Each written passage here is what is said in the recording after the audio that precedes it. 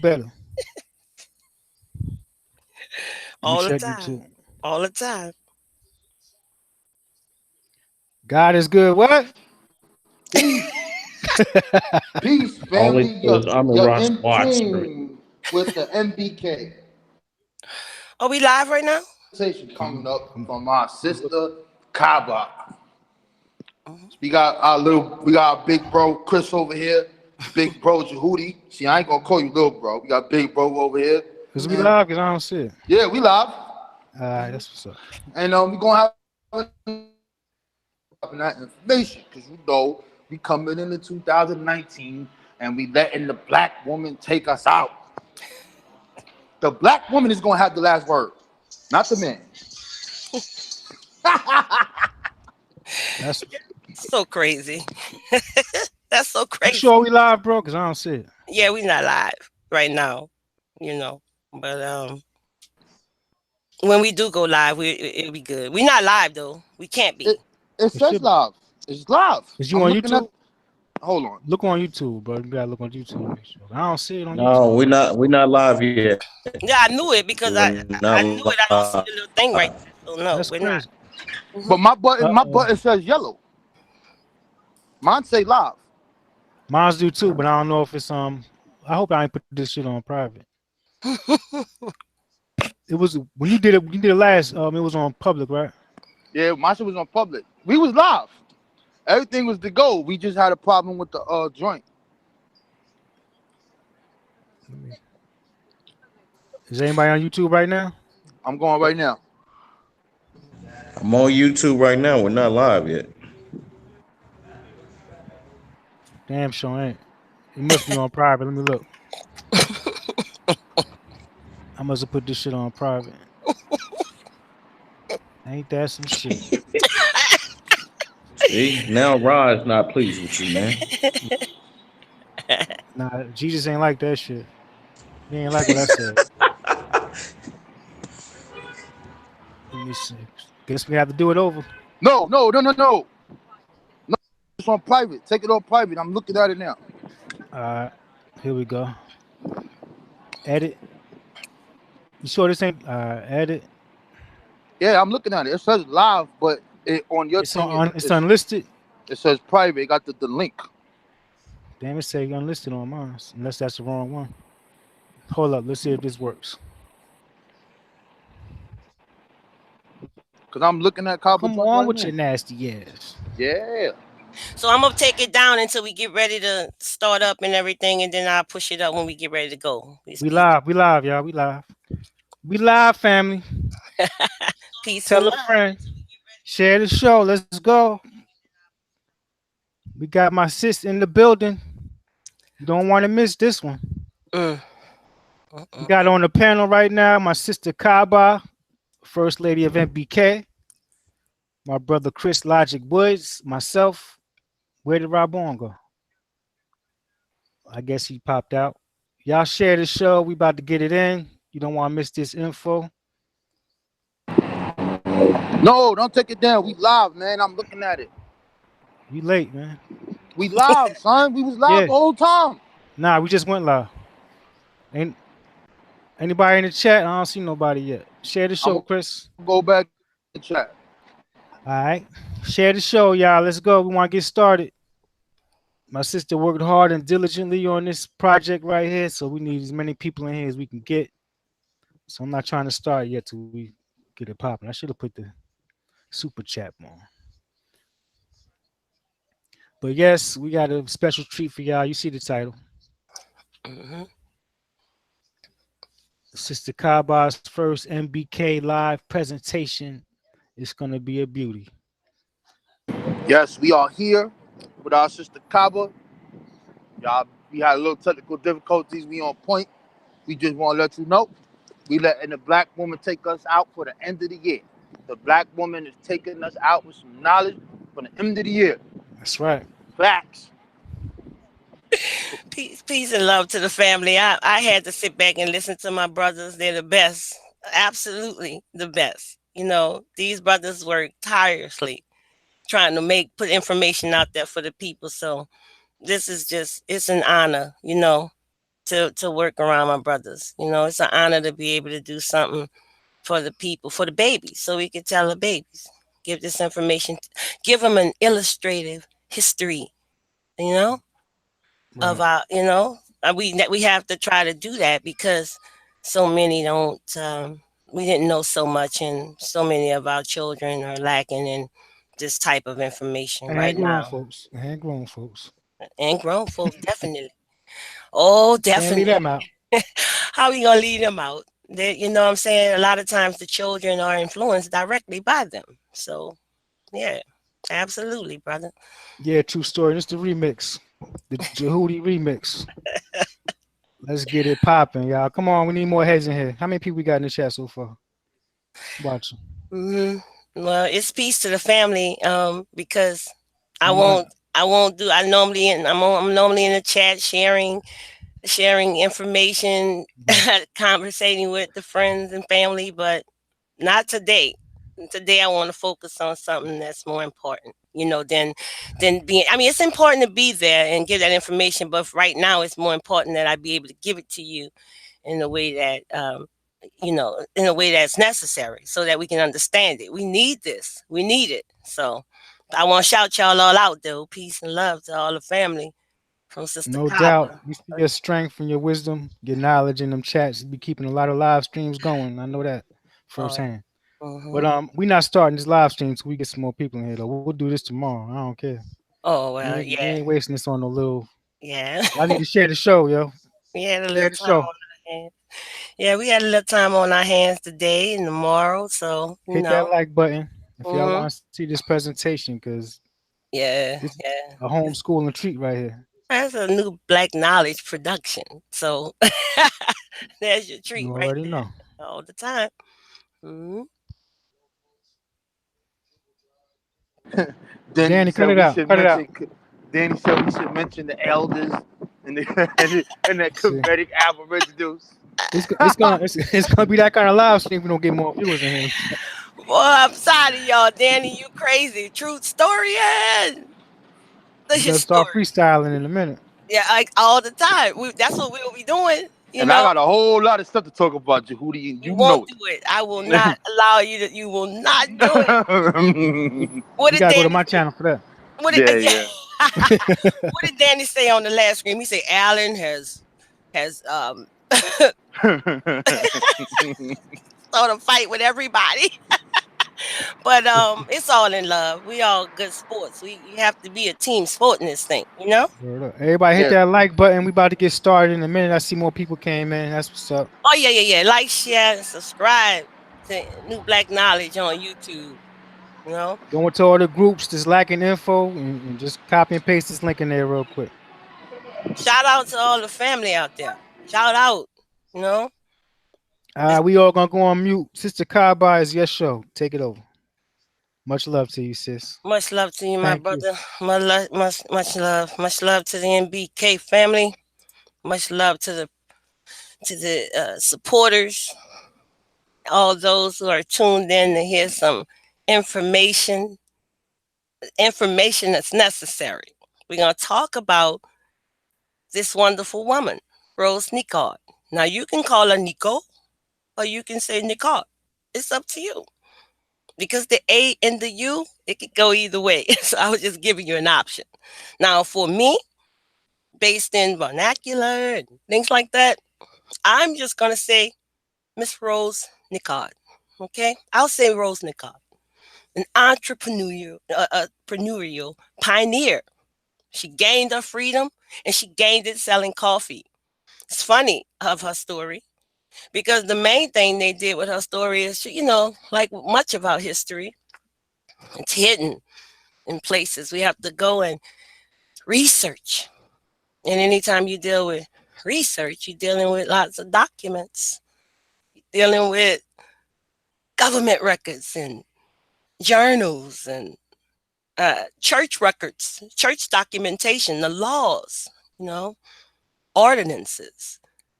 You know, you're dealing with notary papers from old times, diaries, you know, publications and newspapers. All of that is research. And when you go and dig in. It's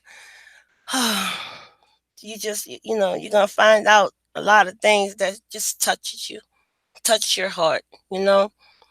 So with Rose, a lot of things I had to look into, you know, and there's always mystery here and there, but looking at the times and the things that happened in the times, we could just make an illustrative thought about it, about what she must had to have went through as being an ex-slave, one that bought her own freedom by selling coffee. She bought her own freedom. So this is gonna be a short informational broadcast. That's all it is, with information that I want us all to tell the babies.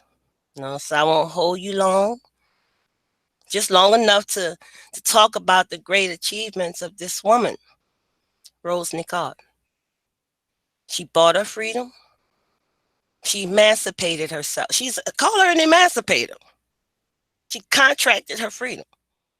So in that, she deserves so much more of our attention at this time, because she's inspired so many people to do a whole lot of things.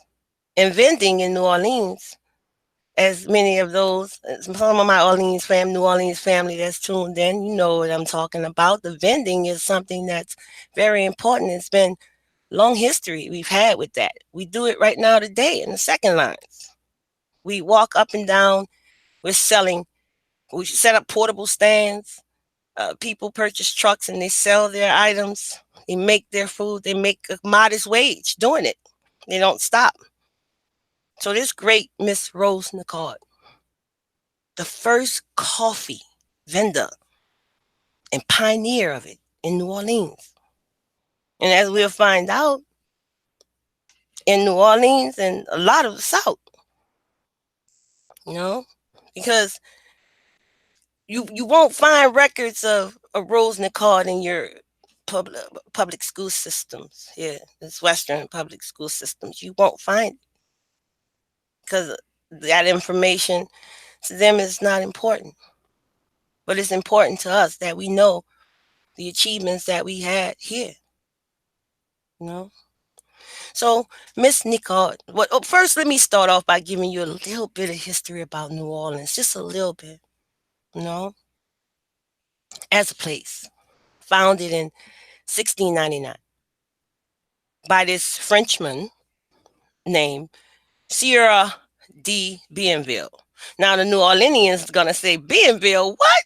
I lived on that street, you know, but hey, nonetheless, you'll find out that a lot of your last names come from these people. Right now, you're running around, you're the Pierres and all these different people, Gonzalez's. And you say, oh, I was born here, I'm an American. But you know, that name came from somewhere else. So, but anyway, he founded New Orleans in 1699. All right. And there was this Scotsman who gave him his name. This Scotsman's name was John Locke. And he would go on to become the Director General of New Orleans, you know, as a colony. All right. So La Nouvelle Orleans, that's what we'll call it. La Nouvelle Orleans, which was the name. I'm sure in France, the Duke of Orleans, he must have been very happy, you know, at the sight of taking over a place like this in his name. His name in his honor, right? So New Orleans was already a trading post. You had these Native Americans, native to the region, you know, lots of Indians, Colapises, the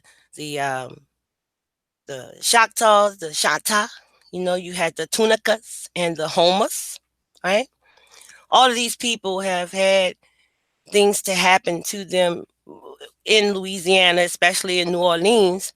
They were slaves at one point, even still, you know, but as we'll find out, there's laws and things that were put into place to make sure that they no longer were to be slaves, you know, because you have the arrival of the Africans, right? Yeah. Right. Earliest account, I think 1702, 1709.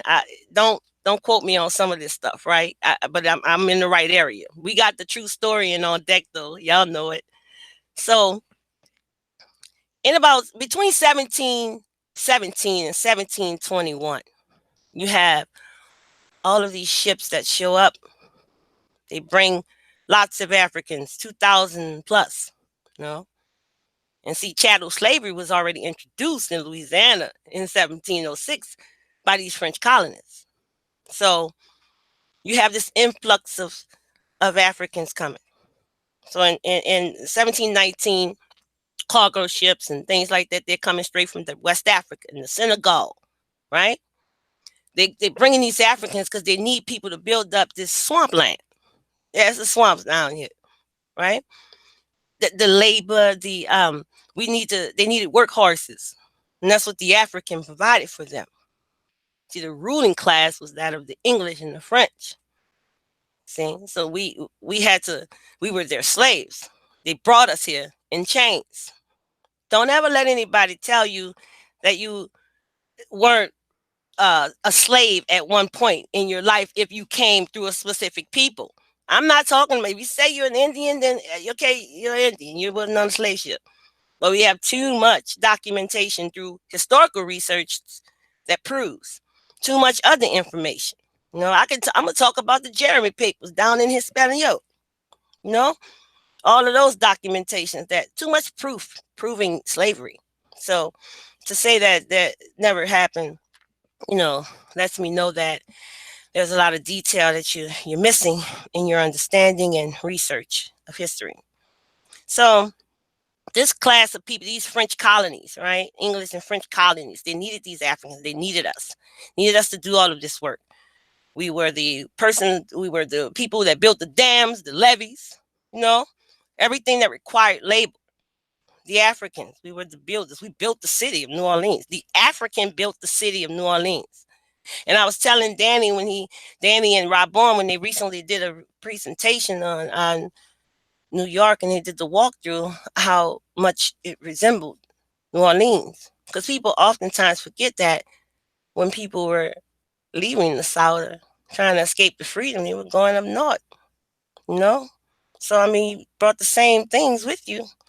You know, that didn't change, you know? The extenuation of the culture just went to another region. But, so we built all of the things. We worked. We were their servants. We did all of this different stuff that they needed us to do, you know, throughout the 1700s. So so pretty much under the establishment of the viceroy, which was established in 1521, you know, Spain, uh, by 1804 had, you know, took over Louisiana. But you already have these Africans here. You have a whole different class of people here. The census from 1712, you have like 10 Africans, something of that regard. Then in about 1719, you have there's a slave ship. I want to tell my people, this is for my people in New Orleans. There's 2 slave ships that I want to tell you about. One of them came in 1719, and the name of it is the Duc Dumont. So Duc Dumont, but we say Dumaine, and y'all know the Dumaine gang. So it's a slave ship, you know, the name of a slave ship. We have clubs, second line clubs that call themselves this, but you know, it is what it is. You know, we live and we learn the history. So the census showed that during that time, we had like 450 Africans, and it increased tremendously because of the demand for labor that I was just talking about. And that included chattel slavery, it included domestic slavery, you know. So we were doing a whole lot of different things. So in 1804, you get the Louisiana Purchase, you know, you have enslaved Africans that came from places such as Senegambia. Oh, we were already here, all right? We have baptism records from 1801 and 1802. We have the St. Louis Cathedral in New Orleans. It included a lot of different information in regard to the colonial records of the people, you know, um, African cultural groups. We um, we have with a surety, we can say with a surety that without a doubt that the population here in Louisiana by the end of the 18th century was made up of Igbo, Yorubas, okay, Senegalese. You know, we have the Mandinkas, we have some Fan, some Fanti, Bambaras, Gambians, Guineans. Yeah, yeah. We were the people that they kept great accuracy in these records when they were indicating the different African cultural groups and African nations that they brought into Louisiana directly out of Africa. They kept good accounts. They're there. So we know that we have the African working in Louisiana, you know, and that you have uh, uh, culture people there that mixed. You had the Haitian Revolution to occur between 1791 1804, and you saw an influx of people being brought into Louisiana. The ethnic geography was different. Um, you had in just circa 1800, you had locally born French and speaking Catholics who they call Creoles. All right. And I said locally born French speaking Catholics. You know, um, you had these people came from different various places over in Hispaniola, that region, and their backgrounds and things were intermixed already throughout the city. You know, um, the enslaved Africans always lived in close proximity to their masters. You know, um, you had this mixed people because of French and Spanish uh, colonization and rape. You had a mixture of people that came to Louisiana, especially between 1810 and 1830. The population increased by 2/3% during that time. But then you also had the War of 1812 that happened. All right, you had a War of 1812 that went on, um, and this is the year that Rose Nicaud is said to have um, been born.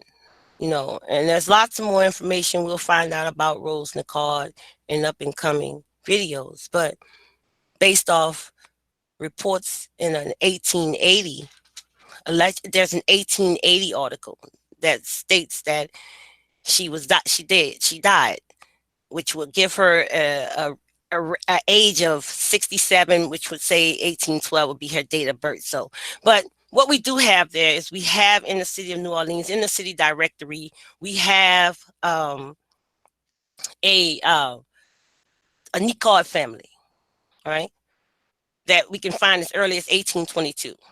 Now, if Rose Nicaud is born in 1812, then she's a little girl at that time. It's hard to keep up with information on a lot of people that were slaves around that time because, you know, we were looked at as property. But some of these French and Spanish people, they kept a lot of good records on what they had, and that's the reason why we can prove the slave voyages and things like that. You know, so 1812, you know, you had the War New Orleans that came into New Orleans, and you had an influx of people. Now, this Michael Nicaud, this family left from Port-Paunce, San Domingo, Port-Paunce in Haiti around I don't know, 1810 maybe, somewhere in there or whatever. But he's listed at 1822 as having an address in the French Quarter, the Rue Carré. So it's likely, and there's speculation, that he and his family were her slave owners. Now, it's hard to kind of know that he was the exact slave owner, but without with the records showing him as being a banker at the time, the first banker in New Orleans. The State Bank was the name of it. You could he had a wife, and at that time they weren't really putting the names of the wives and husband. He owned the property, he owned things. He would be the name that they would go under.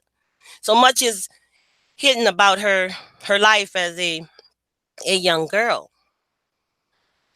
However, we do begin to hear stories of her in the writings of different individuals as we go along, because they start to talk about her coffee, and how great of a person she was. So much information about her young life, her adolescence, you know, is kind of smeared. It's kind of like more research needs to be done, like, the physical research to going into and get these specific papers, because a lot of information they won't allow you to find even in their archives online or anywhere else. They just won't give it to you. It's too much like right to just tell you these truths about this woman. But we know she had a great venture in New Orleans French Market, the first person to create a portable stand where she could serve coffee to people. So in around 1835, 1840, we start to hear accounts of Rose. We started to hear that she sold coffee, to her clients, and that her coffee was said to be like a benediction after prayer. They start to talk about how great her coffee was, and how it was. The people would leave the St. Louis Cathedral and they would come directly to her stand, to stand there just to have a hot cup of her coffee. And she was said to um, create this situation with the coffee, whereas that when she lets it drip, when the pot is real hot, and she heated it real well, she would pour like 2 tablespoons of this powdered coffee on there, no more than 2. She used some boiling water, and then within 10 minutes the coffee would soak, and then she would pour half a cup at a time, pour the boiling water on, and allow it to drip real slow. And the result is said to have been this black, clear, sparkling coffee, ideal for what the French market coffee would have been. She even had operated, bought her own permit to operate her own stand. She was able to start to seat people. This is after in which she has bought her freedom. Now, I feel to believe that when she bought her freedom, which she was allowed to do that, because in New Orleans, when the Spanish took over, Corchion allowed slaves to work on Sundays and earn a modest wage. She would earn a modest wage by selling her coffee. And there were other vendors. They sold pralines. They sold candies and cakes, and they sold callus. Callus. They would sell that. People today in New Orleans would look at beignets and not even think about the relevance it has to callus, which is a breakfast fritter that's fried in some dough, some rice, some yeast, mix it up real good, throw it in some hot oil, and it came out. What they do with it now is put some confectioner sugar over it, but this didn't need it because the glaze from the way it was cooked was too good anyway. They didn't need any of that. And women in Liberia today, the bong women, are even evidence to be selling it right now today. We can find it throughout the Caribbean. Callus in New Orleans at this time, the extenuation of the culture, in other words. So I wanted to mention about Cold Noir. This is before um, Rose. I wanted to mention something about it because even though Rose was able to emancipate herself and buy her freedom, every slave was not afforded that. A lot of slaves had to live under codes that restricted them from doing anything other than manual labor, but manual labor. So here we have the Black Code of Louisiana, the law, June 7th, 1806, which was enacted by Louis XV in 1724. Section 1 says slaves shall have enjoyment on Sundays, which we do right now today. On Sundays, we have the second line in the city of New Orleans. We have the vendors selling all kinds of things to people. All right. They should be paid 50 cents a day or its customary equivalent for their labor. When employed by free inhabitants, provided this privilege shall not be extended to slaves employed as servants, carriage drivers, hospital waiters, or in any carrying provision to market. So, and then in section 10, it says slaves should be considered a real estate and shall be subject to mortgage, seizure, and sale as real estate. That's why I said that Rose Nicaud, as being an ex-slave, probably had to give some of her wages to her slave master, that madam, that woman that came from Hispaniola. Her name being Marguerite Desiree Nicaud Valentin, who was the wife of Michael Nicaud, who I presume to be her slave masters at a young time. No? So people started to say that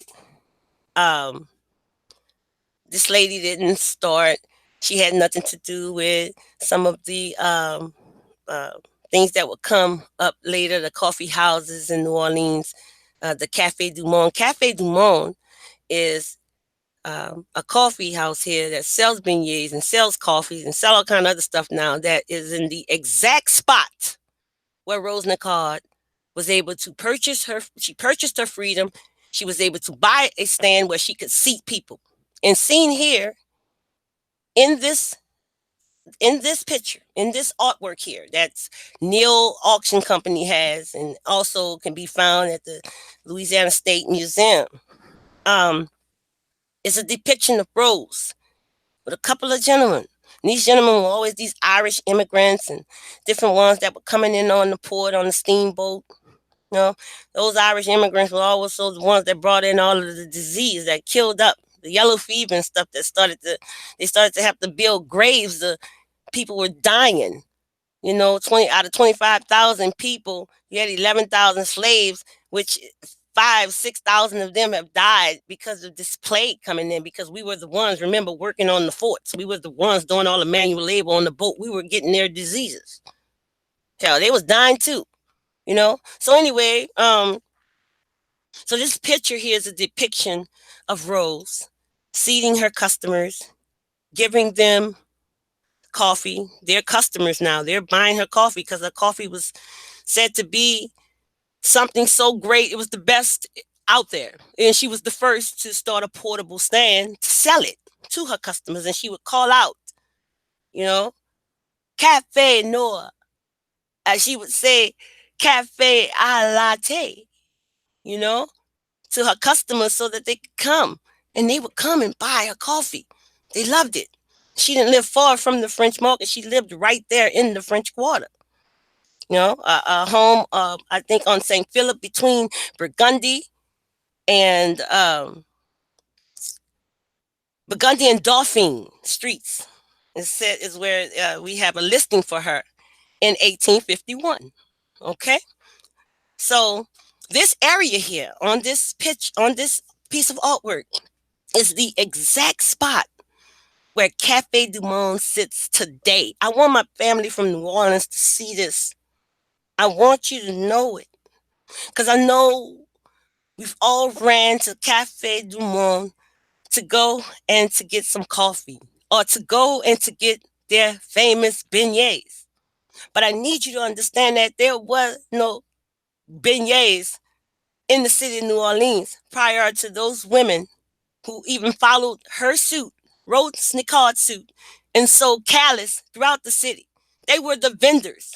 They were the women that bought their freedom.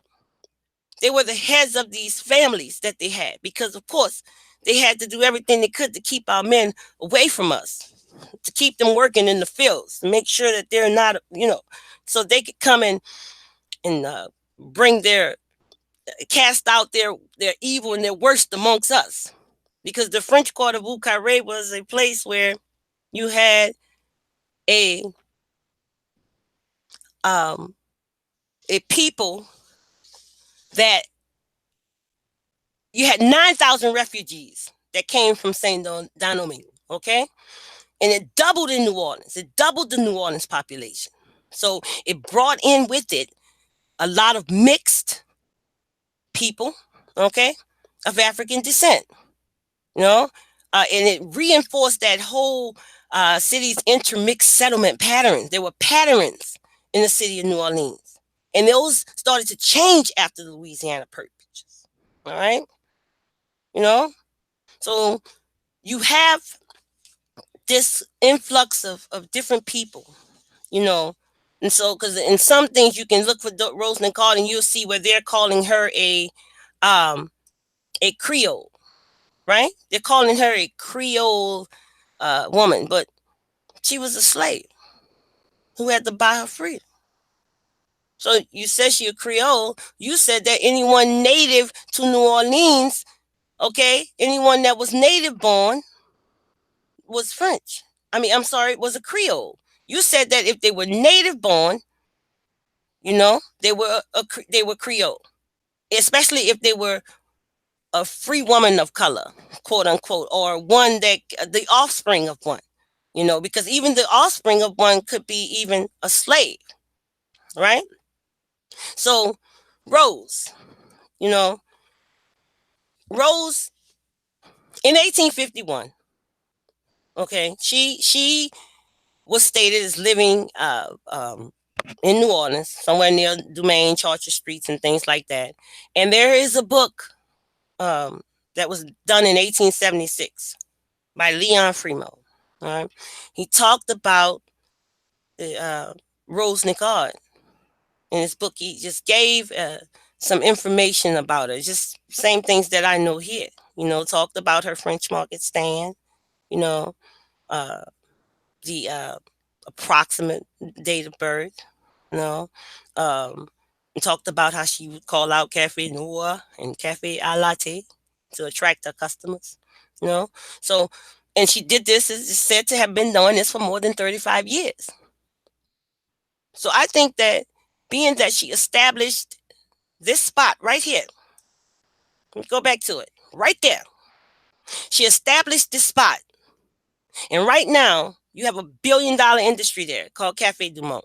I wish somebody, one of my brothers, threw Cafe du Monde, New Orleans, throw a link in the chat so that people could see how that looked.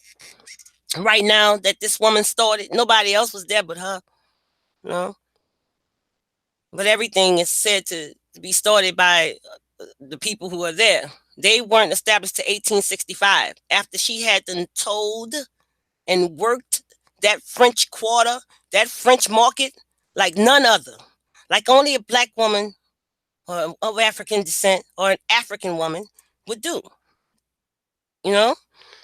So I want to mention about her coffee. There was something about her coffee and about how certain Europeans, Italians, had this need for chicory because when there was a no coffee around, chicory would help them to thin it out, you know, and to give it a little more time, you know, because it was hard to get coffee. So this chicory, you know, we don't know that Rose had chicory in her coffee at all because, as I explained, there are people who have evidenced standing there watching her do this, grounding up this little, you know, grounding up her coffee and doing the thing she did with it. No one said there was this additive and there's no chicory. But anyway, chicory is in Cafe du Monde's coffee, you know, which is probably the way that they seen it after in which taking over everything that Rose had done, her legacy, you know, they had to add a few other things. So anyway, let me just read this to you. Chicory, chitrum, we can find it, reference to it in the Ebers Papyrus. All right. This root is said to has been cultivated in Kemet. It's been roasted, ground, and mixed with coffee in France since the 19th century. Right.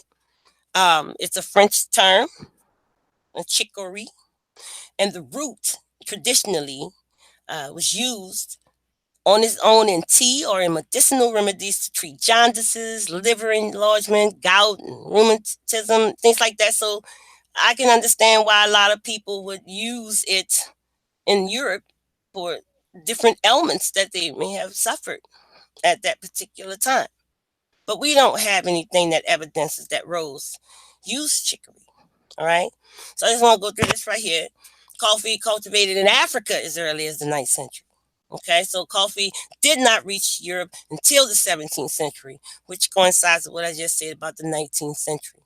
And I won't read all of that, family. If you got it, I kind of like just covered it just now with everything I said. This is just giving a little backdrop of Queen Elizabeth and her neck to want everything, especially us as slaves as a little 5 and 6-year-old. But anyway, all right. So, and this is just an accredited artwork from Jose Torres Tama, who has some very powerful information through my research on her. He gives depictions of Rosa, and she is nothing other but an African woman. All right. This is what we see in her images. So stereotypes come with all kind of stuff. We know that we had different people. We know we had a society of mixed people in New Orleans, but we also had a caste system in which those people lived under. And Rose would have been their slave. Why else would she have had to buy her freedom? Is all I'm saying. She didn't have to buy her freedom if she was not a slave. And we know who lived in the French market. All right. It was those Frenchmen and Spaniard men, those who came from England, who had these women of mixed heritage. Passant blanc. Okay. I've heard the term mulatto is not acceptable. All right. Okay. Biracial. All right. Octoroons or quadroons. Most of the quadroons are living up and down St. Charles Avenue, mind you. I want my family in New Orleans to know that St. Charles Avenue, okay, you know what St. Charles Avenue is. And you know all of those huge plantation homes up and down St. Charles Avenue. Those women were passant blancs. That was the women that lived there. The missus on the plantation, she was in the rural areas. All right. They weren't going to have her close to their little Hollywood affairs they were having with their mistresses in Nouveau Carré, with their slave children that were there, because they were having children with their slaves. And that child took on the status of a mother. Remember, I referenced the Feast of All Saints. Watch that movie if you hadn't. So we had all of these women that followed behind Rose, took her lead, And as you can see, these women are depicted as women of African descent. They would say Belle Calais, tout chards. Belle Calais is the callus that I'm talking about. It's the beignets that Cafe de Monde is made billions off of. All right? Nobody accredited these women with ever having anything to do with it. I'm trying to understand why. City of New Orleans. Answer that question. Y'all they're putting up plaques and stuff about Storyville. Put it up. We're gonna talk about Storyville too. The prostitution in the city of New Orleans. The same place where Rose Nicaud lived. You had prostitution going on there too later. But during her times, it was mostly work. The slave and the slave master. So here you have hand-colored lithograph illustrations of our women carrying the rice fritters. And you see it says merchant of rice fritters. I want you to know we never went down without a fight. We never just accepted things the way that they were. There were times in which we couldn't do a lot of things. We were on the boat, we're throwing us over to the sharks. But what I'm saying is, we were not, wherever we put our foot down, whatever we touched, whatever we did it with all of our might.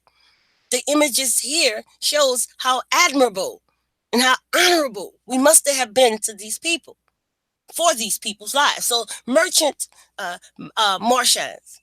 So here it says, in social life in New Orleans, Eliza Ripley, quote unquote, remembers the colored marchands, so she call them, who walked the streets with trays deftly balanced on their heads.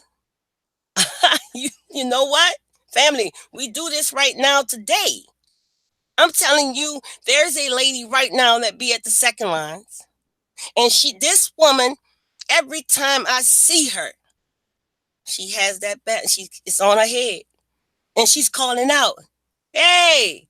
She sells the pralines. She'll say, "Pralines, pralines," just like these women would say, "Pralines." I'm sell. Hey, pralines. They had that pidgin, they had that African vernacular mixed in with that French and English, that term. You had to get that. She couldn't change who she was.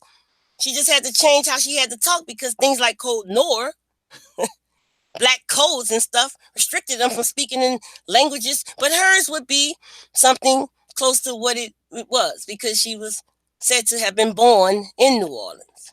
All right. So we already covered that.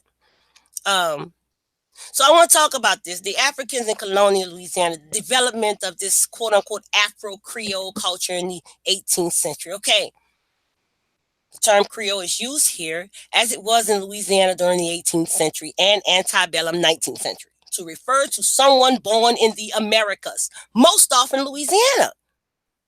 So that is clear right there, because people are mixing stuff up out here.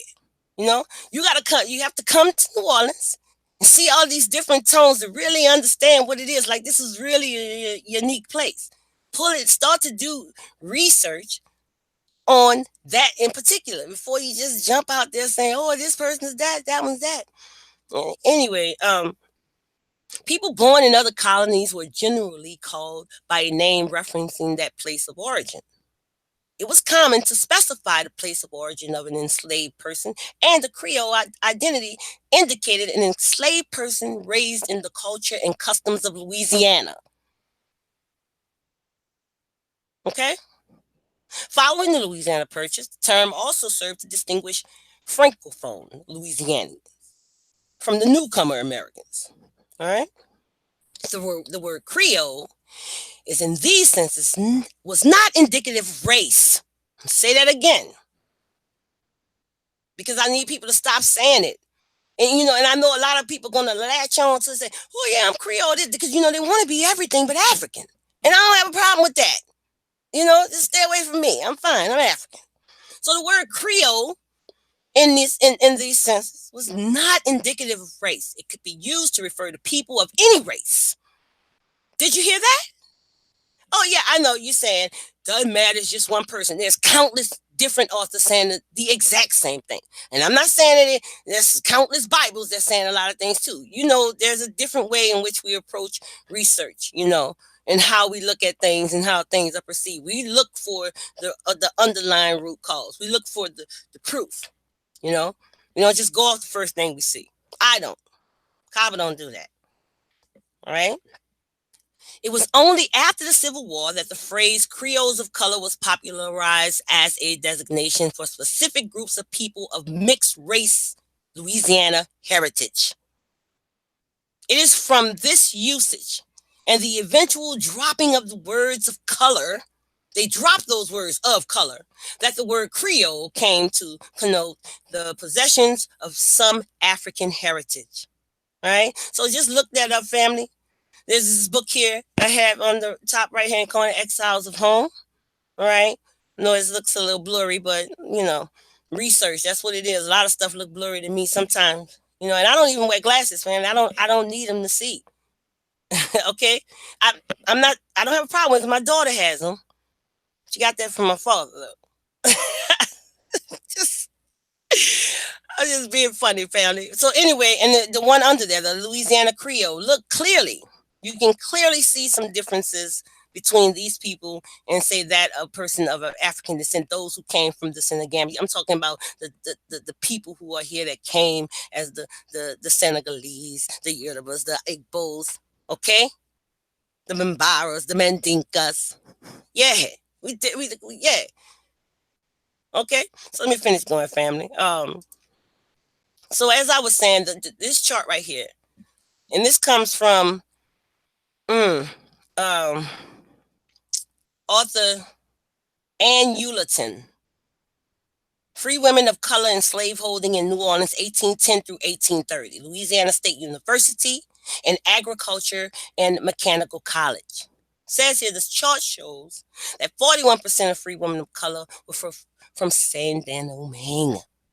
Saint-Domingue. I'm just going to say Domingue in Cuba. Okay, so therefore 4 out of 10 were from Saint-Domingue and Cuba and were slave owners in New Orleans in 1810. That's what it says.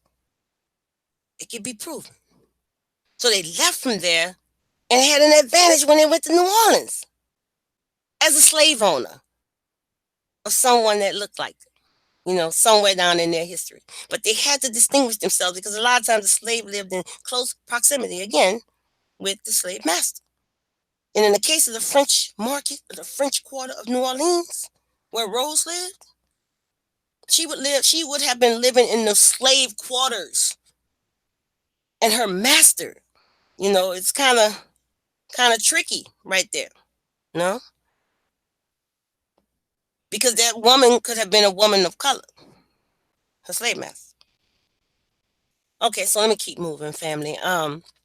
This right here is just a book. I just want everybody to pull it up. Our people in our history, 50 Creole Poetry. So I just wanted to show people that, because when you can't talk about Louisiana without talking about this mixed race heritage, it is there and it is prevalent, you know. And today you can see a person that looks like they come straight out of the Congo with the last name of Villery, you know, or I'm just saying. And then you can see that same person, another person that looks like they have ancestors that come out of these other places. And they have that last name because the proof is that those names carry down. We see it in all of the accounts that are left over, all of the information that you can go look, all of the archives. The New Orleans Library is a perfect place to look at the archives of some of this information. So even microfiche, microfilm, okay? So this is just a book, just a reference for people who, those divert readers out there. Y'all heard Jehudi tell y'all we nerds. He said, Jehudi say we nerds out here. Yeah, well, I'll be this type of a nerd because our babies need to know these things. If there's a reason for our work, just know that. All right. So I'm gonna switch here. I'm gonna switch gear right quick. And this is another book I just wanted people to reference because, you know, Rose, I was so happy to deal with Rose because she brought in so many different areas of information that must be covered in great detail, and we will. We're spending the year of 2019 doing that. We've been spending the year of 2018 doing just that, preparing. But we go into a new year and say we want to change some things that we did different, weren't so effective in 2018. That is the plan. That is what we're executing. We're going to start it here. All right, Black rice, you know? So you have rice and African slaves. I just want to read this right here right quick. According to Dr. Hall, the French deliberately brought people from Senegambia region to their new colony because the Senegal River was similar to the Mississippi River. They specifically instructed the captains of the ships bringing the enslaved to produce several blacks who knew how to cultivate rice. You know? I mean, simple. And for people, you can go to Tulane here. I got a reference under here. You can go to Tulane EDU. You can find all of this information. It is there. I also have a reference Take your page. time, sis. Take your time. All right. I also have a reference page at the end for the family. Right? Oh, they can't understand me, Hunter Hootie. You know, I can't help it. I talk like that. You know what I'm saying? I talk like that. But so they Oh no, specifically. no, they understand you. I'm just Oh, saying, you oh, going in. oh, okay, my brother. Keep it up. Keep I doing love what you're doing. Jehudi. I love Jehudi, my aunt. Y'all don't know.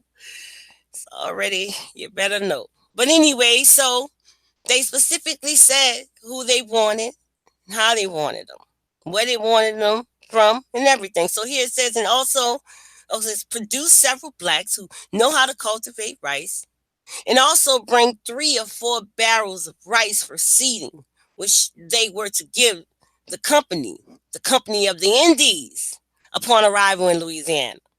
Now they say Louisiana, right? Because I got too many family members in Louisiana that's denying this stuff, and I don't understand why. You know, when we have all of this rich history here to dig into to learn more about who we are, not to mention science gives us everything. So rice became the most successful food crop to be cultivated in the new French colony. The most successful, because you had huge sugar plantations down in Haiti. You know, very very big ones. We had them here. So let me move to the next slide, family. So here I was just showing information about Rose. You know, this picture here is accredited to I forget her name. She's on the reference slide, family. I have a reference slide. But just showing the people around her. Take a look. She has an antique pot in her hand. She has customers. She's an entrepreneur. She's more than she's no slave. Okay? Because go back and look at the video when we were free. We were free. When the Western world's history tells us that we were nothing more than slaves. Look what she has done here. Rose Nicaud worked in the French market, sold coffee. The base of her customers were Italian, white Europeans, and even those of her slave masters, some of mixed heritage, mostly. She also sold callus. She helped every other woman to see their potential. They all did the same thing. Every one of them started to sell plurines. They sold callus. They sold anything they could get their hands on because it meant that they could emancipate themselves. They could contract their freedom.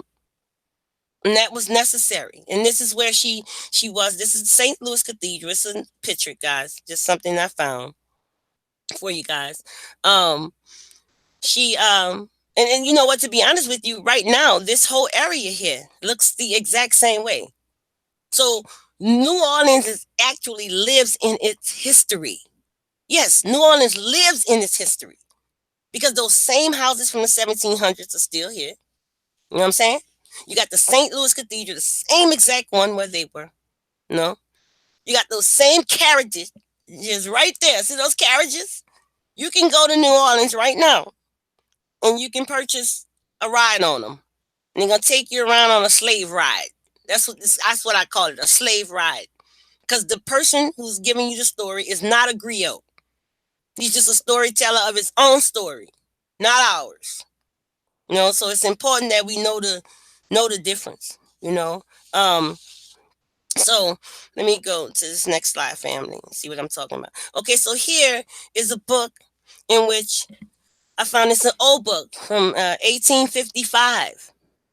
The story of the old French market, New Orleans. And I wanted to mention something that the author said here in regard to Rose Nicaud. Now, the book is about the French Quarter, coffee and different stuff like that, cakes and calluses and things that you can find to eat. But this is important what she said here. She said that here are hereabouts Old Rose. So in 1855, they were calling her Old Rose. See?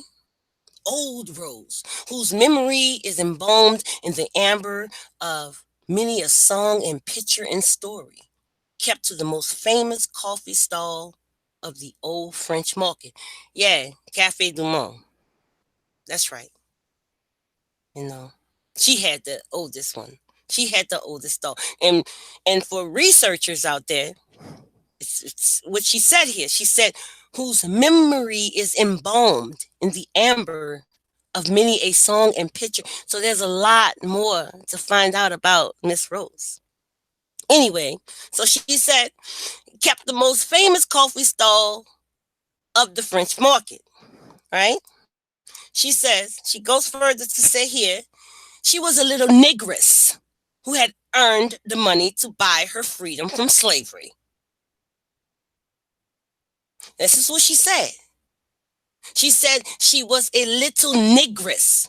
Now, if she was a mulatto, they would call her a mulatress. Anyway, let me go further. Okay. Her coffee was like the benediction that follows after prayer. Or, if you prefer it, like the benediction.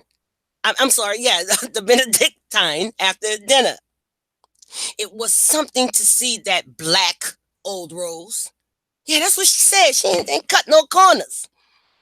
See, she didn't cut no corners. These people did not cut corners with their accounts. They did them with great accuracy. Okay? That's why we research. That's why we do what we do.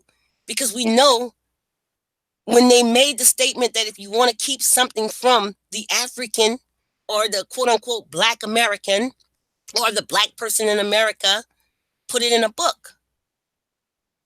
Because I don't know many of my people or my family that just go buy books all the time. And it's a hard business. Gotta be. For us, for our people. All right? So anyway, it was something to see that old black rose powder, golden powder of gold of ground French market coffee into her French strainer. And this is where I was mentioning earlier, a heaping tablespoon for each cup. And then when the pot was well heated, pour in just 2 tablespoons, no more, of boiling water. In 10 minutes, this had soaked the coffee, and then half a cup at a time, the boiling water was poured on and allowed to drip slowly. The result would be coffee, black, clear, and sparkling. Ideal French market coffee. So we have people in 1855 talking about Rose and her coffee. And how that stand, Cafe du Monde, how she was set. I'm gonna show you exactly where it's at off the river. So she Hey had sis, this. Uh huh. Yes. hit hide on that screen share little screen at the bottom. See where it says hide? Just hit that real quick. Where, brother? Gone. Oh, I'm sorry about that. Sorry about that, brother. Thank you. You good? You good? Thank you, Jehudi Ma'at. All right. Let me go back where I was.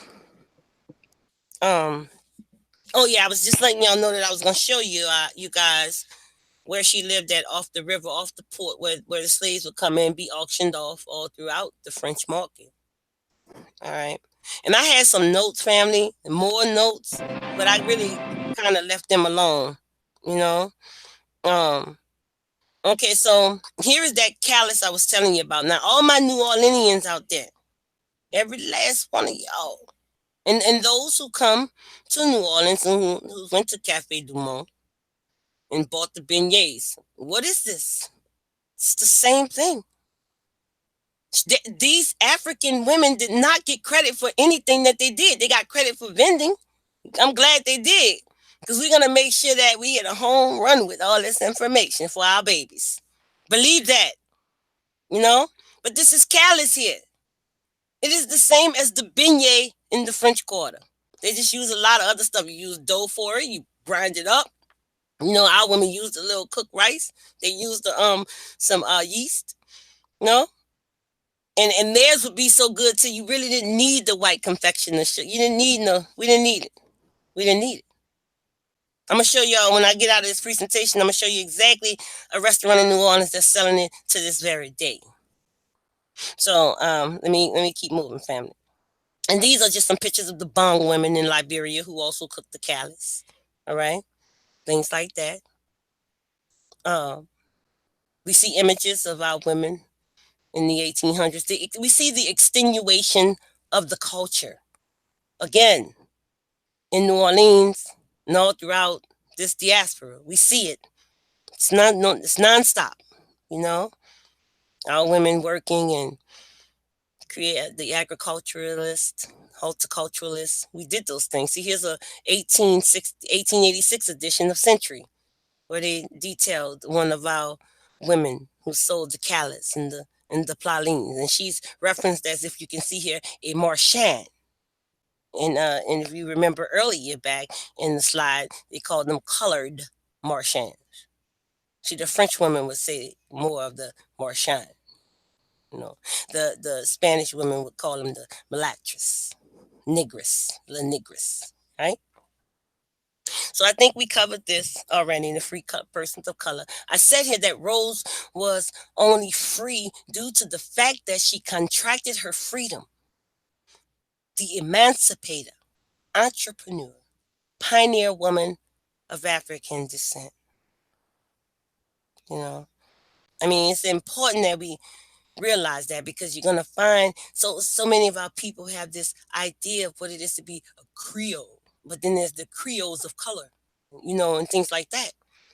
All of her images, you know, we don't hear about her father. And how many of those French or Spanish men really, you know, said anything about accepting their children? Their children took on the status of their mother, except for those, well, yeah, those two who were in the French Quarter, who often will get sent to Paris and France, or be promised different things for the contract that the quote unquote mulattress woman, who had a different social status than that of the enslaved woman of color, right?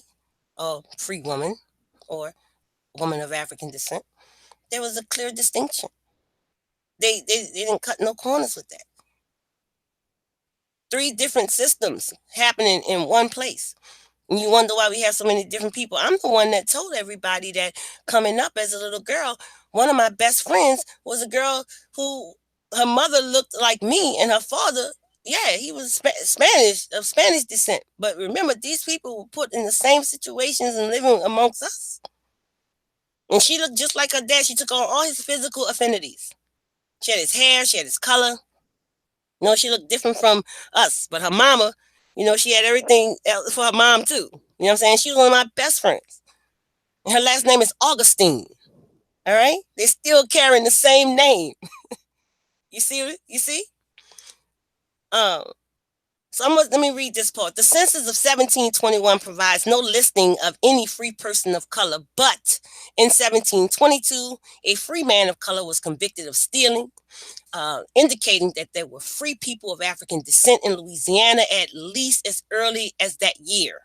All right, and the reference is there, German 1994, page 12. By 1763, there were 82 free people of color, all in New Orleans area. All right. While the first record of free people of color in the prairie post of the Attakapas, the Opelousas frontier, dates from 1766. Other early records of free people of color in New Orleans appear in the form of 2 legal suits brought by free people of color and a marriage. So remember I was talking about those records that we get for research? We need documentation. That's a part of documentation as well. Those different marriages and stuff, you know, church records. Don't forget those. We got the church records. All right, and we keep going, family. Here is where my end, Johns. I want you guys to research information on the slave ship manifest filed at New Orleans 1807 through 1860. I want y'all to check it out. Because I got too many of my people that's telling me, oh, I ain't no African. No, I ain't gonna put nobody on the spot out here. That's not what this is about. But brother, you can't be standing taller than me, hair coarser than mine, darker than me, stronger than me that work hard and telling me you somebody different, somebody whose hair doesn't look like yours. Period. Your hair is your sacred stick. All right. Anyway, slave manifests of coastwide vessels filed at New Orleans, Louisiana, 1807 through 1860. Rob Bourne must be talking about me, him and, him and Daddy, New Yorkers. Okay, so the U.S. Constitution did not mention slavery or the slave trade directly, but only through oblique references.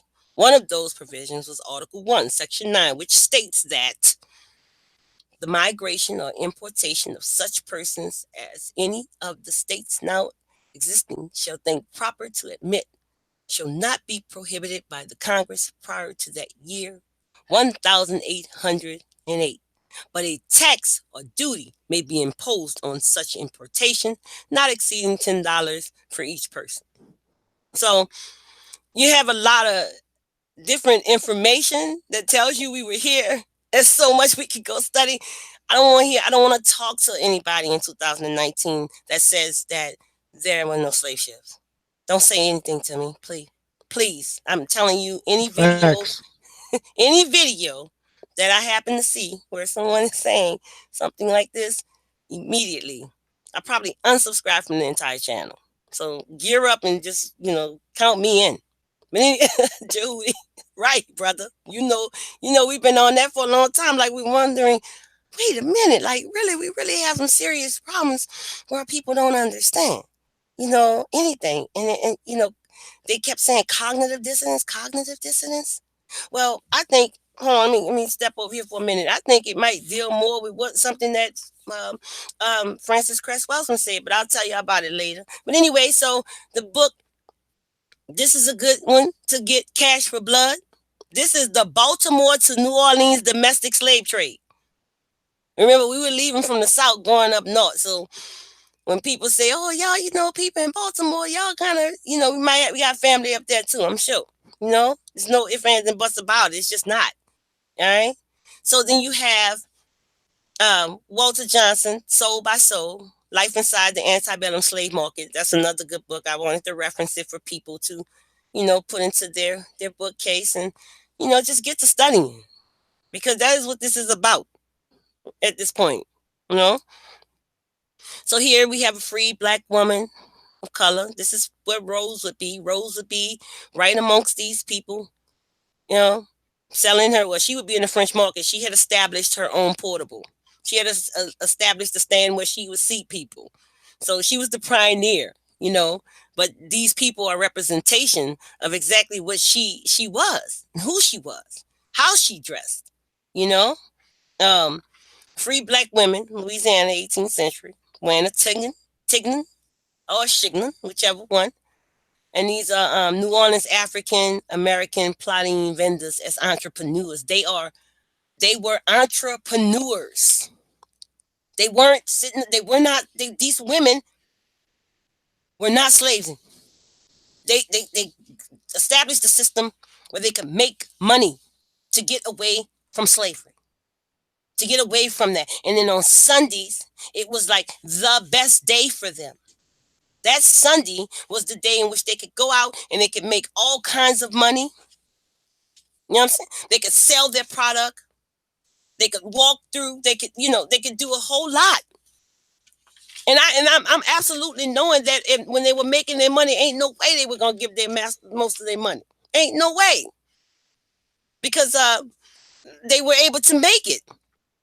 And let's be honest, the slave masters and those women, both women and men, they had enough people that they were ruling and dominating. They made sure they kept our children in the house doing all the housework and babysitting their babies. It's a damn shame that if the only reason our young kids, 5, 6, and 7, and 8, wasn't wet nursing is because they hadn't developed milk in their breasts. I know that sounds kind of raw, but I mean that's just how it is.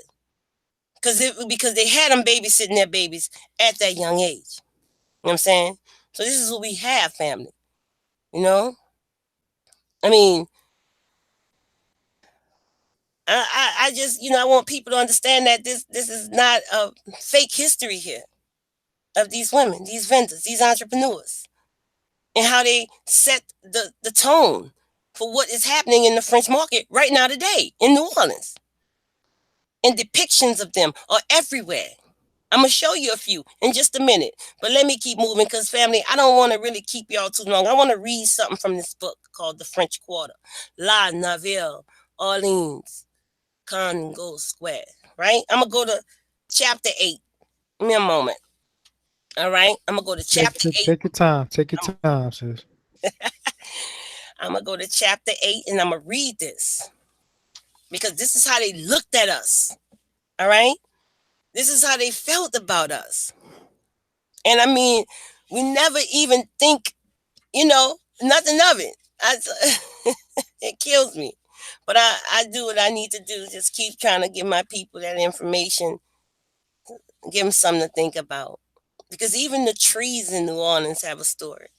Some of them just as old as the origins of the place. Right now. And our blood's still on them. So I want to read this from this book called The French Quarter.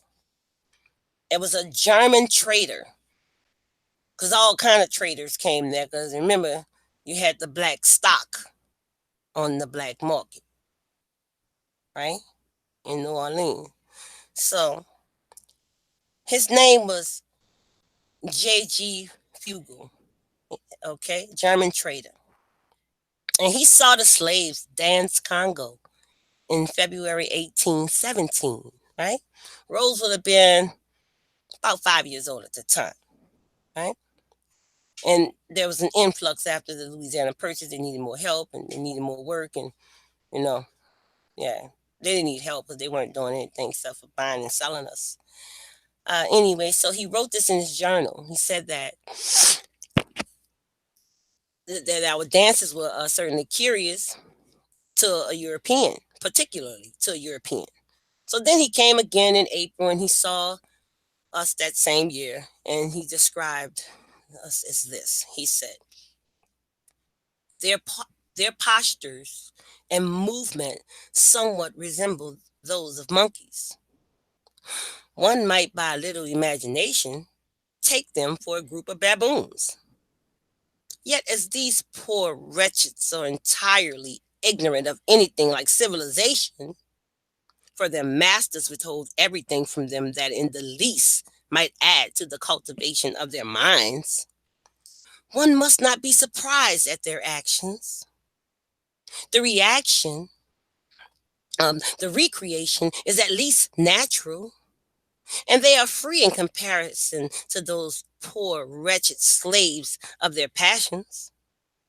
I saw today among the crowd Gildemeister of Bremen, clerk or partner of Tetzman. He told me that 3 of the Negroes in the group closest to us were formerly kings or chiefs in Congo. I perceive in them a more genteel address.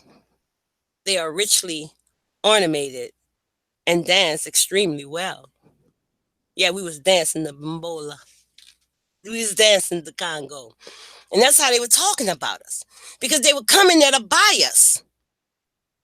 Anybody that's saying that there was no slavery is out of their minds. We were dancing in the Congo Square. That Congo Square is still there right now today. I don't have to show you pictures of the Congo Square. Y'all know it's there. And right next to it is the port of Orleans, where the slaves would come in, the barge. All right? It's all right there. There's a reason for everything that they did. We built the forts that they put us in. The deeper ones, deep down in the CBD, the Garden District. Yeah, we built those. I know my family don't know because they go to work every day in some of these places.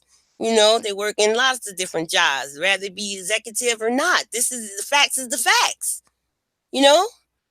So anyway, this is yes, facts is the facts, Jehuti. You know it. So here's the 1830 Creole type cottage. They're gonna call it Creole because that's who lived there. You know? Yeah, that's washing the cupboard and everything. So this is in New Orleans, the Bywater area. All right. And to the right here, you just have one of our women. You might catch me doing what she doing. See her right there? Sitting. I may be doing that any day. Well, I won't have that in my mouth what she got, but I'll probably be running my mouth. No? But you could catch it at any given time because that is what we get in the city. And there's so much history there for us to see, for us to observe, and for us to learn more about. And what saddens me is the fact that none of our people really care about it. And so we go down in history not knowing about a Rose Nicaud because nobody wants you to know about that legacy. Because all the sugar and cotton plantations up and down the Mississippi River and all of those production companies and chicken ports and this port were all created and funded off the backs and the labor of the Africans. And nobody cares about that. Nobody thinks that it means anything. We just go to the store and just buy their products. But anyway, let me come back over here. So here was a directory. This is a directory. Hold on one second. Having a little technical difficulty, Jehudi. Can't get it to open up. Too good. I was trying to show the directory. Oh man. One second, family.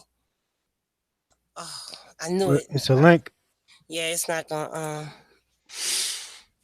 I want y'all to see right here where you see her name. To the left of that is NICAURD, her name. Mm-hmm.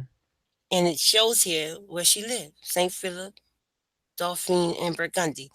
I would have to go out of the presentation to grab the because I can't do it from here. We can get back to that later. Just Yeah, we'll get back go to from it. there. But anyway, this is an 1850. That was an 18. This is an 1851 city directory, and it shows Rose Nicaud with an address of no address, right? So what does that mean, family? So she has no address right here, even though she bought us screen and she don't have no numbers, you know. But St. Philip between Dauphine and Burgundy. I know my New Orleans people probably cracking up right now because they didn't even know that on the opposite adjacent corner from there they was lynching you. There's a tree there that they were lynching you from. We'll talk about it. Let me keep going. But yes, this is from the 1851 directory where we find Rose Nicaud with an address. All right, and we did find Michael Nicaud in the 1822 as well as the 1850 directory with an address in the French Quarter, the French slave quarters. All right, and here is that picture I was talking about in New Orleans. I want to show y'all where she lived at. Now, this is that Mississippi River.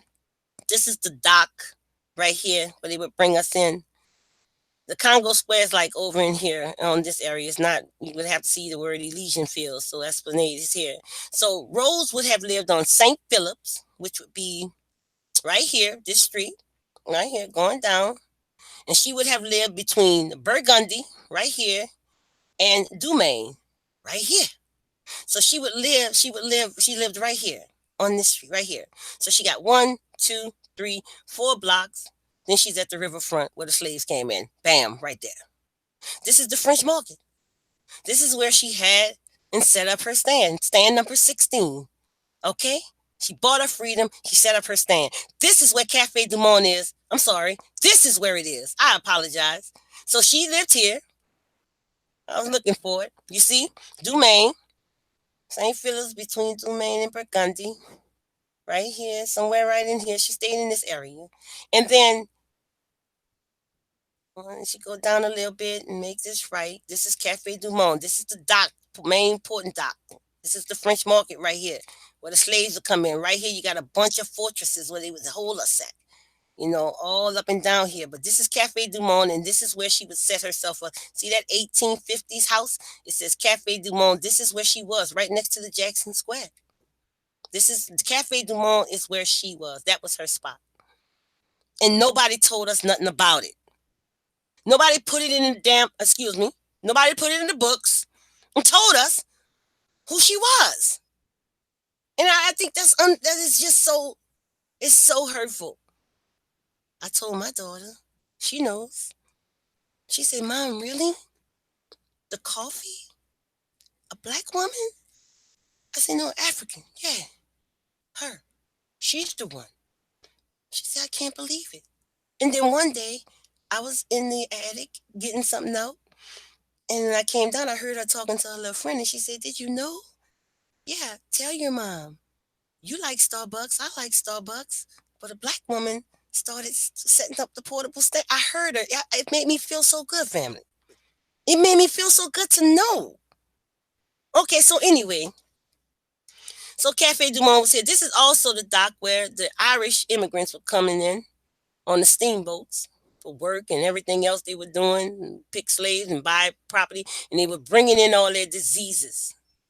And so this is the first cemetery here, St. Louis Cemetery, that was built so that they could get people out of the general area of this French Rue Carré area, the French Quarter, and bury them over here. They were dying from these plagues that was brought in from these Irish immigrants. If you didn't say you gave us, we weren't dying before you came. You know? So you have, and also something, Danny, there's something else important about this actual cemetery. You have the tombstone of Plessy, Homer Plessy. Just wanted to mention that. Because there's two now. There's the St. Louis one, which is the very first cemetery. All right. And right here, right in this area, you got the number 2. And our people second line, and they dancing on top of the slave masters now, but we got a few notables in there. And that was interesting to know. Okay, so let me keep moving, family. All right. So Beautiful, beautiful. Keep going. Thank you. thank you, Jehuti. So we have the New Orleans expansion of commerce. We're talking about it. This comes from the Louisiana Gazette, March 3rd of 1819. We also have the Louisiana Courier, December 11, 1807. It says, as the city grew and commerce expanded, more coffee arrived from the Caribbean and South America until the port had become the second largest importer of coffee in the United States after New York by the 1840s. From the first recorded statistic of 1802, when 1,438 bags of coffee arrived, until 1857, when over 530 bags arrived. The city earned its nickname of the logical port for Latin American imports because of its position at the bottom of the Mississippi Valley and its proximity to countries and territories to the south. The city was ideally suited to receive goods from all over the Caribbean as well as Central and South America. So I just wanted to let you know these ships that were coming in, these Irish people, they brought disease in there and it killed up a whole lot of people, died because of this yellow fever, they called it. Right? Lots of them died all over, family. This is really, really a sad situation to read how many African slaves died, because remember, we were the ones down in the burrows doing the hardest work. So when they came and they got on their ship, they need somebody to clean it up. They got us cleaning their shit. Excuse me. They got us cleaning the boats, touching them nasty, infested blankets and stuff. Same thing they did to the Native American Indians with the blankets with all the disease on it. It's no different. We got to talk about that because it's what happened. I know they got the people out there that say, let's leave that alone. You know, it's pastime. Nah, this is real time right here. All the babies that I know gonna know about Rose. Every last one. As a matter of fact, for the next second line that I attend, I'm gonna have a picture put on a shirt, a t-shirt. Yeah, that's right. I'm a second line with Rose. All right, let me go to the next slide, family. So in New Orleans, and Jehuti, my aunt. See, I don't know if you could grab this right here, but I wanted to play this video right here. See this from right here? This is the gentleman who owns this cafe. All right. Cafe Rose Nicaud, located on Frenchman Street in the historic Faubourg Marigny. Today in New Orleans, there is a coffee shop named in her honor, the Cafe Rose Nicaud. It's located in the Faubourg Marigny area of New Orleans. Rose Nicaud is also owned by an African-American family, which now I can verify is accurate, right? one that holds Rose's entrepreneurial enterprise close to their heart. The owner's name is Kenneth Ferdinand, an African American native. I'm sorry, that should be Ann, A-N, African American native of New Orleans, Louisiana. In this short video, all right, the one here, and we'll probably play it, family. Owner Kenneth Ferdinand has a conversation in reference to Rose Nicaud and continuing on her legacy that little to no one hears about. They will now. You know, they will now. So we'll get that video playing, but I want you to know that there's a restaurant there. I'm gonna look Mhm. for it and see if I can play it. All Go ahead, right. keep going. Now I'll grab it for you. But so Cafe Rose Nicaud is in the French Quarter. It's been working. They got some great food there. You know, it's in her honor. But the sad part about it is Rose Nicaud should be honored at Cafe du Monde because that is where her legacy started. She started that legacy. You know, another stolen legacy. In this book, symbolizing the past, reading Sankofa, Daughters of the Dust, and Eve's Value, there's a passage that I'm going to read to you, and I don't have it here. This is about the last slide anyway.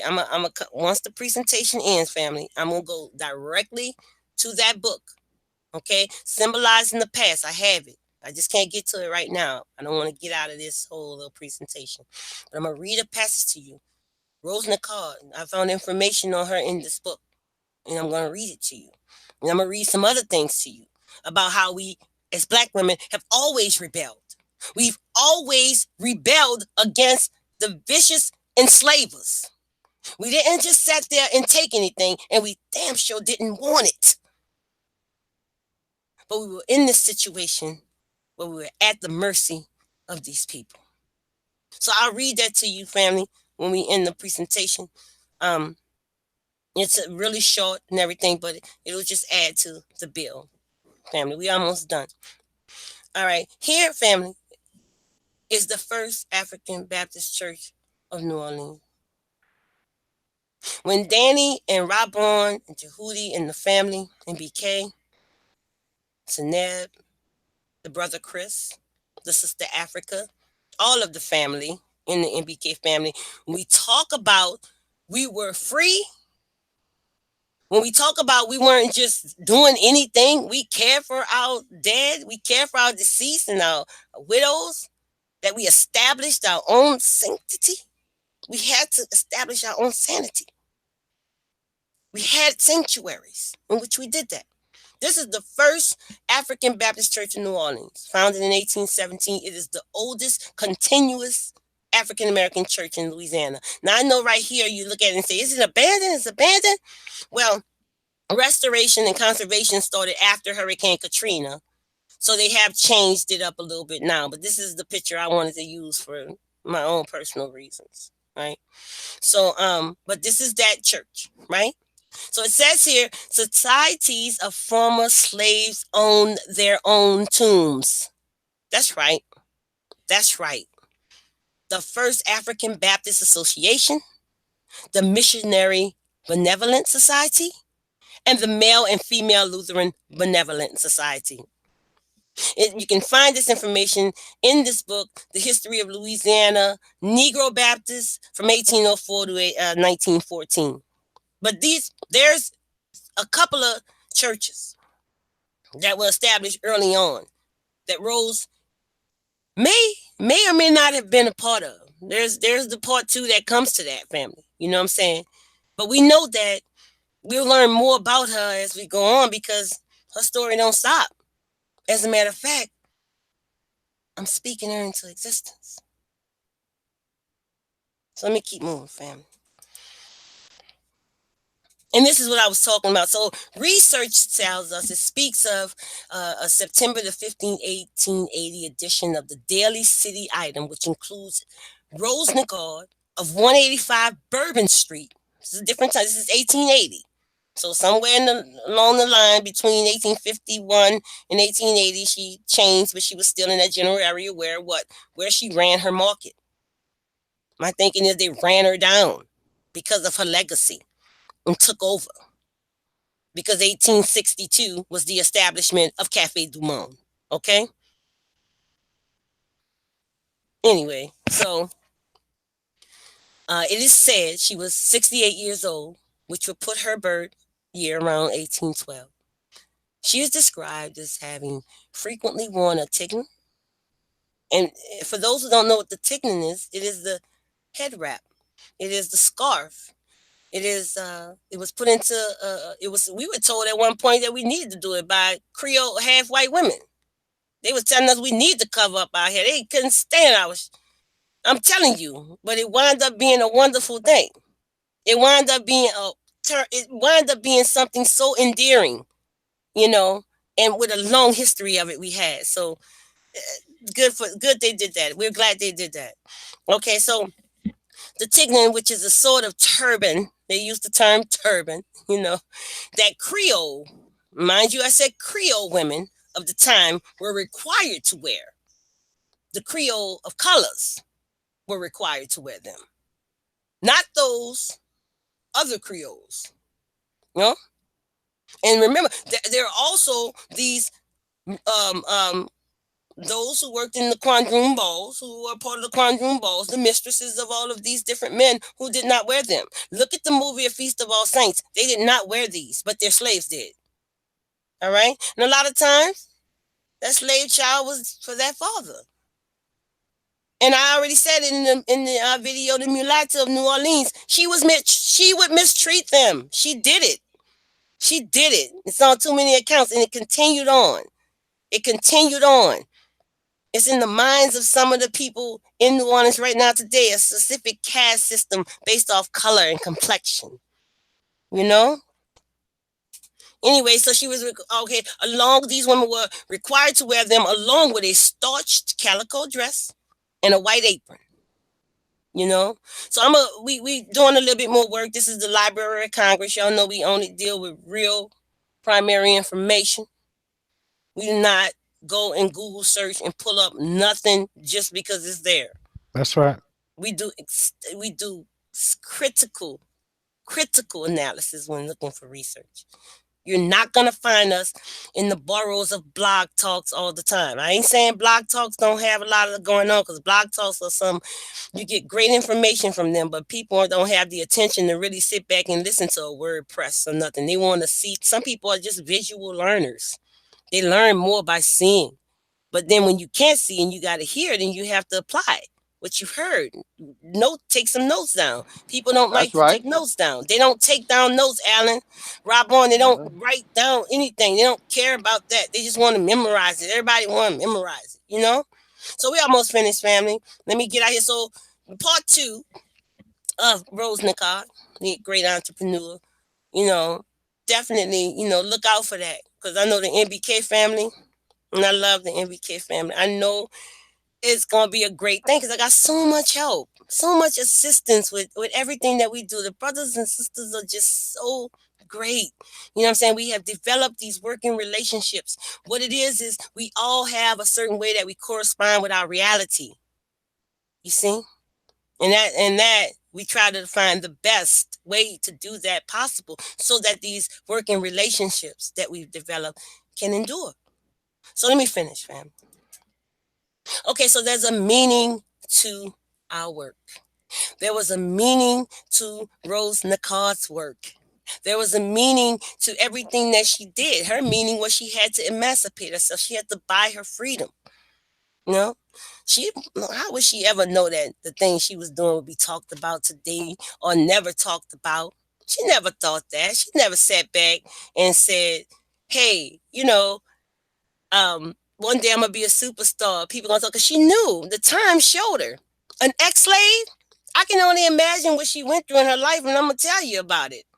You know, I'm letting you know, family, every bit of information that I can find going further on this woman will be docked and documented. It will be notable for the family, for our babies. We'll make a note of that. Make a note of that, because that's what's gonna happen. And she's not the only one. In my research for Rose Nicaud, I have came across a plethora of people who deserve such acknowledgments. And we will put that forth for you this year, 2019 and beyond. So as I'm talking about the meaning of our work, I want to quote something from the great Dr. Job. Now, you can say Dr. Shekanta Job, you can say Diop, you can say Giop, you can say whatever you want to say, however you want to pronounce it. You know, it's okay with me. I'm not going to sweat the small stuff, you know? But I want to talk about what he said in his book, The African Origins of Civilization. In the prefix, he talked about the meaning of our work. There's a meaning to our work. There's a meaning to our work because he felt to believe that our history given to us objectively from Europeans, well, it wouldn't be objective enough for us without the false, crude falsifications of the European and the way that they want to give us our story. So we had to do what Job said was to develop university teams. He said we need that. We need university teams to put the information together. And he said that in 1973. This is what he said. He said I should like to conclude by urging young, quote unquote, American scholars, in which I will say African descent, the scholars, our people, Black Americans, whatever you want to, because I don't want to get into those terms. People are having real problems about terming people, just like they were in 1810, 1830, New Orleans. What's the difference? See, same. But anyway, I want to urge young scholars of goodwill, both Blacks and I'm saying us. This is what I'm saying for us. He said Blacks and white. I'm saying that we need to do it. We need to form our own teams. He said you need to form university teams and to become involved. You see? He said in an effort to confirm various ideas that he has advanced, instead of limiting ourselves to a negative sterile skepticism. No? He said they would soon be dazzled and not blinded by the bright light of their future discoveries, talking about us, the things we discover, because I'm enlightened. I'm enlightened by Rose Nicaud. There's some things about Rose Nicaud right now that I know I've researched on that I wouldn't dare even mention because part 2 has to give it to you. I have to give it to you. All right? He said that, in fact, our conception of African history as exposed here has practically trumped. And those who write on African history now, whether willingly or not, base themselves upon it. But in the American, he said, but the American contribution, that's us, Africans over here in the diaspora, okay? He said that that contribution to this final phase could be decisive. He said that in 1973, okay? And it means a lot today because it seems like we're having problems with forming these teams because of personal problems. Like Dr. Frances Cress Welsing spoke about. She said that the practice, she said this in the SIS papers. She said the practice of those unit patterns of behavior, thought, speech, action, and emotional response in all areas of people activity, economics, education, entertainment, law, labor, politics, religion, sex, and war, which are simultaneously self and group supporting under the social and political conditions of worldwide white supremacy, domination, racism. In brief, this means Black behavioral practice which resists self and group negation and destruction. The above are the criteria used to judge Black mental health or Black mental illness. We've had a history of this issue with identifying with who we are and why. Why we identify. This picture here, all of the kids at the St. Louis school.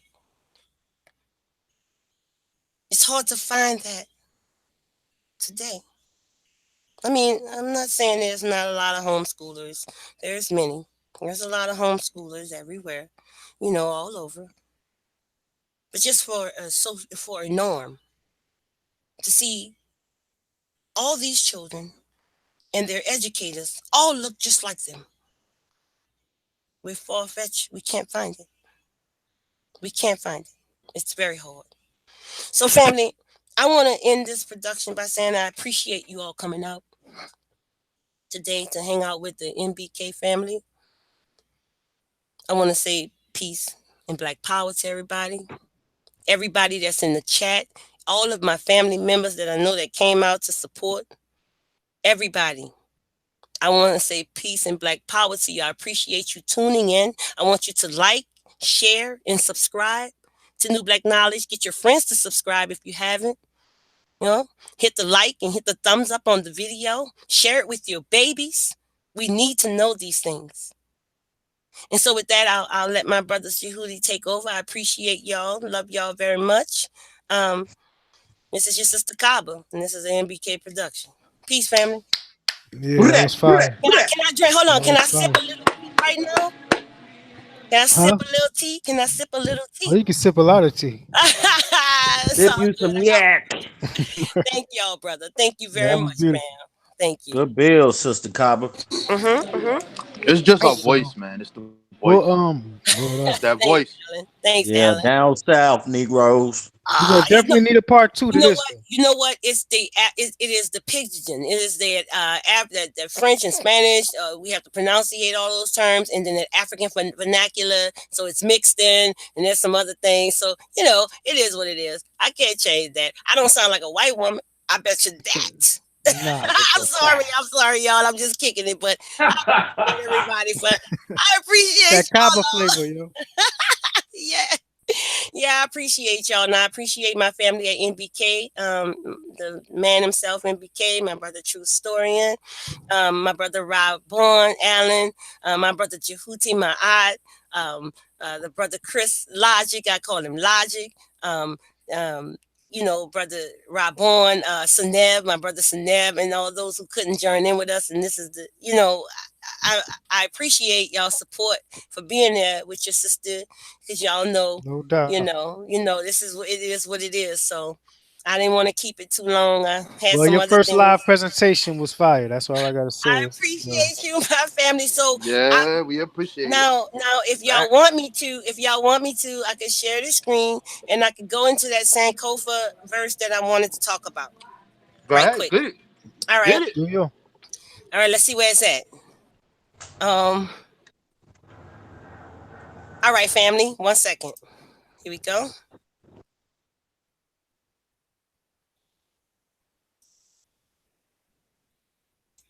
Can you see that, family? Yeah, I see it. Yep. All right. Now I was talking about. Hold on. See if it's going. Yeah, it's on Facebook. I mean, it's on YouTube. It's on YouTube. Yeah. All right, fine. All right, so I was telling y'all this book, Symbolizing the Past, reading Sankofa, Daughter of the Dusk, and Eve's Bayou by Sandra M. Grayson. Now, we were talking about how I was saying something about how we always resisted, and we didn't just sit back and accept stuff. But I want to read the specific particular area in this particular book.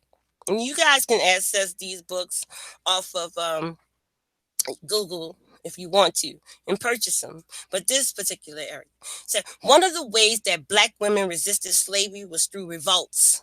Danny and Rabon and the whole crew, Jehudi, all of us, we always talk about the revolts, the slave revolt. Danny has given us so much information on slave revolts. If anybody think that there was never a slave revolt, you got to be crazy. You got to be kidding me, for real. So, for example, at least one Black woman was involved in a slave revolt in New York in 1712. After the revolt, 21 slaves were executed, one being a woman and child, her execution by the means suspended. Reporter of Governor Hunter is the reference there, okay? In 1829, a Black woman also unarmed, was one of the 6 leaders who planned to kill the traders leading them from Maryland to the South to be sold.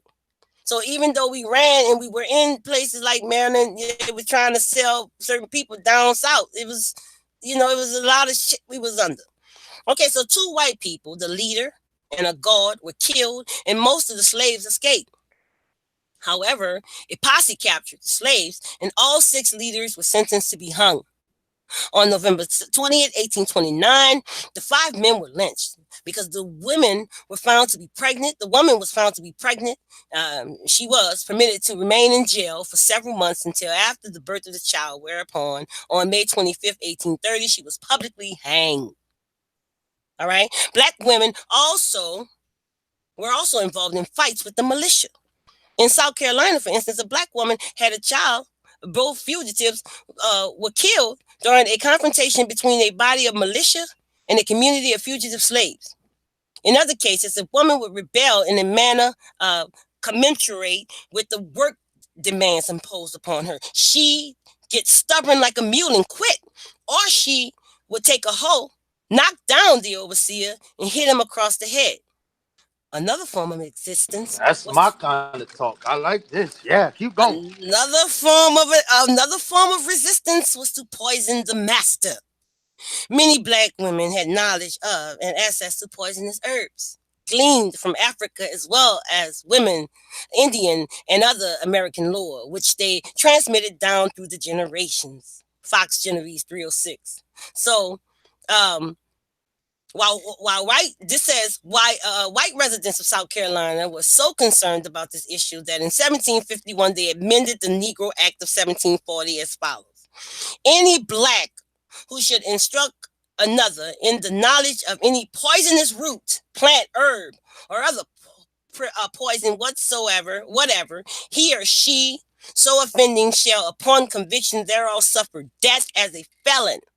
The law also prohibited physicians, apothecaries, or druggists from admitting slaves to place in which drugs were kept or allowing them to administer drugs to other slaves. Fox Genovese. So this was just to show that we pretty much have always resisted.